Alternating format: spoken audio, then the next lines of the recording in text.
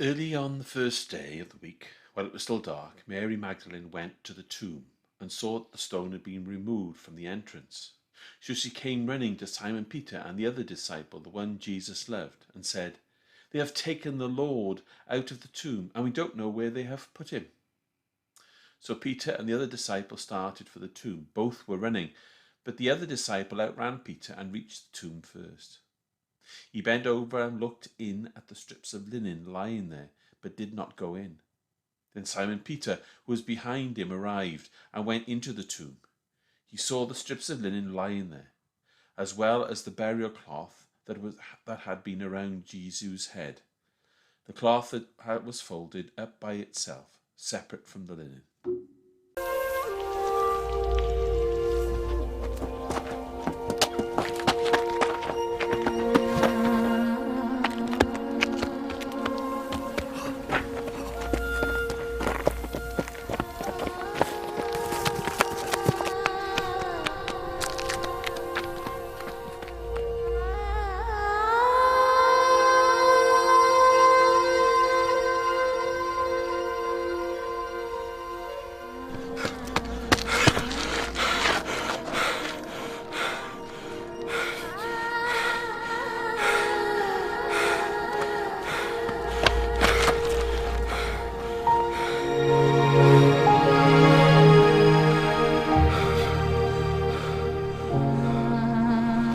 Kepa Kitar!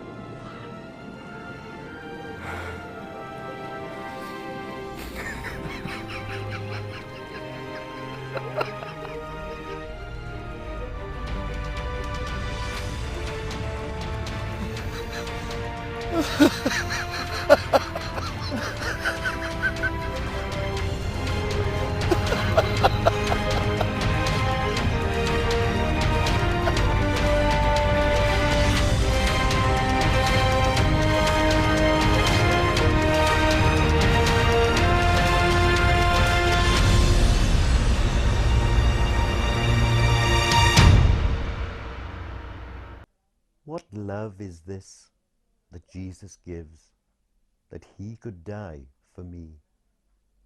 A love that takes my sinful place on the cross at Calvary. A love which takes away my fear. A love that took the nails. A love which bore the crown of thorns. A love that never fails. Accept this love that Jesus gives. This love your heart will touch. I've never known a love like this, that he could love this much.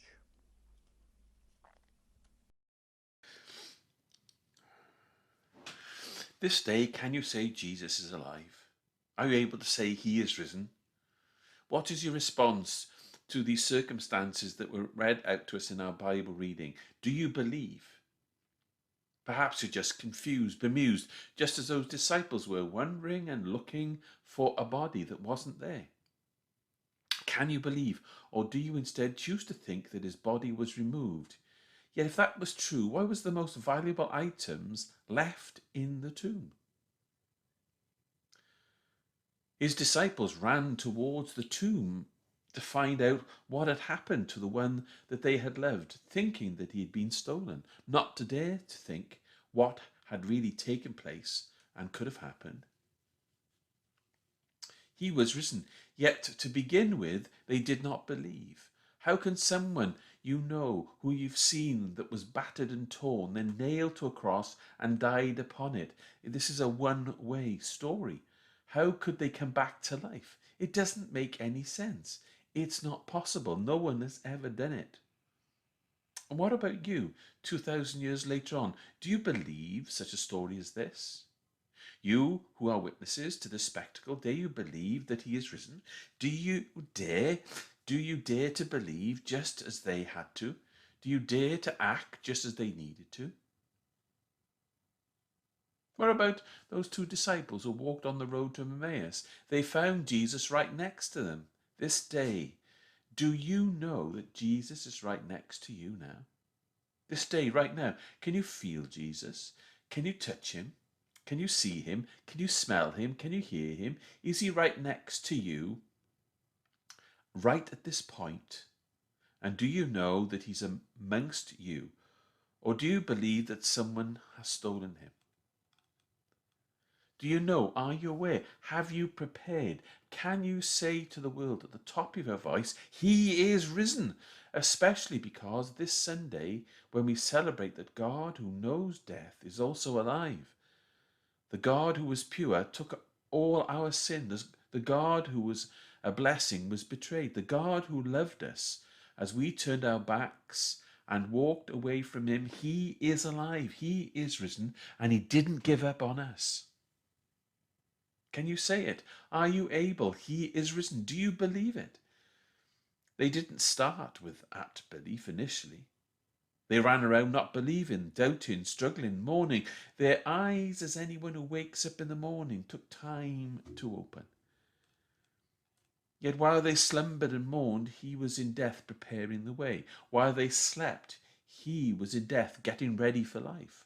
While they lived in fear, in death, he overcame the cold and darkness of the tomb.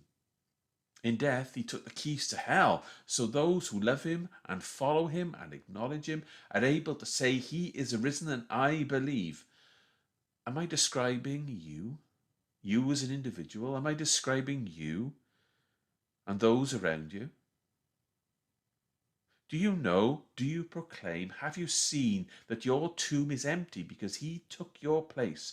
Are you able to say, I have life because the God of life died, so I have gained everlasting life? Isn't that a prize worthy of your belief?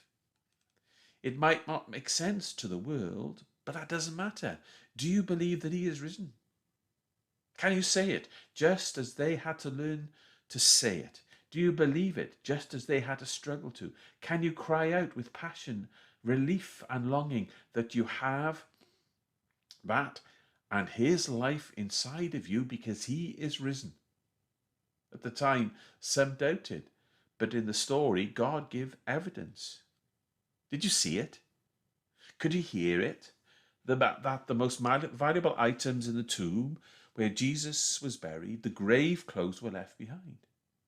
If someone came to steal a body, why would they leave the linen behind? It makes no sense. Why unwrap the body? It would be in a terrible mess. Surely they would have taken it with them and use it or sell them. Yet the headcloth that was left behind was folded aside from the grave clothes. Do you know what this means? Because they did. Do you understand the significance? Because they understood.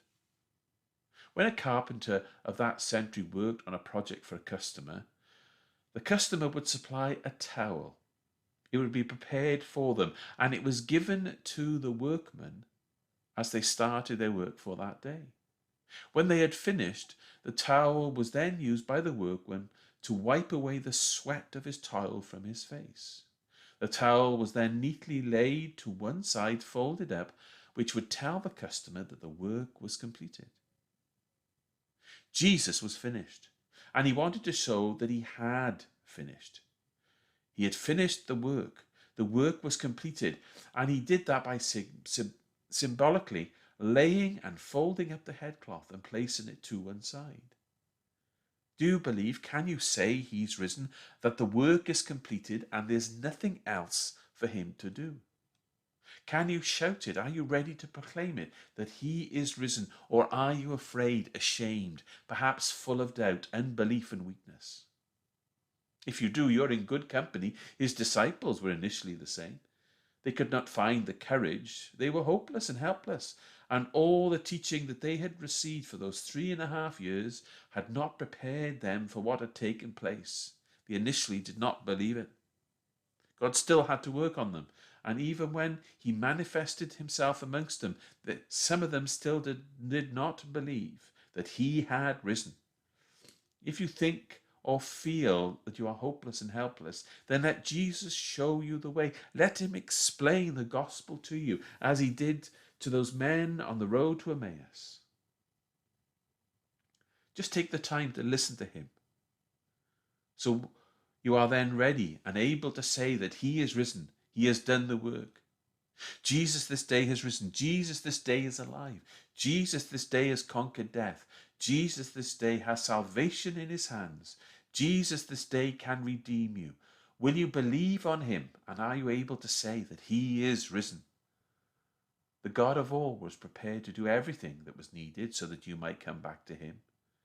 Even the temple curtain was torn from top to bottom, so the way back to him would be available to you, so you would know the work is finished.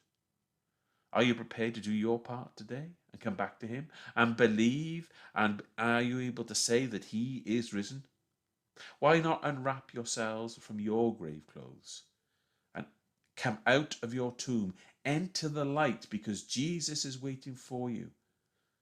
Jesus is waiting for a people. Jesus is waiting for a person who would believe on him and that he is risen. No longer stumble in the dark. Let the sunshine be amongst you. Embrace his blessing and know that Jesus has risen. God's Son came back for you so that you would know him and have the courage, have the belief, and able to say that you know he is alive because he is risen.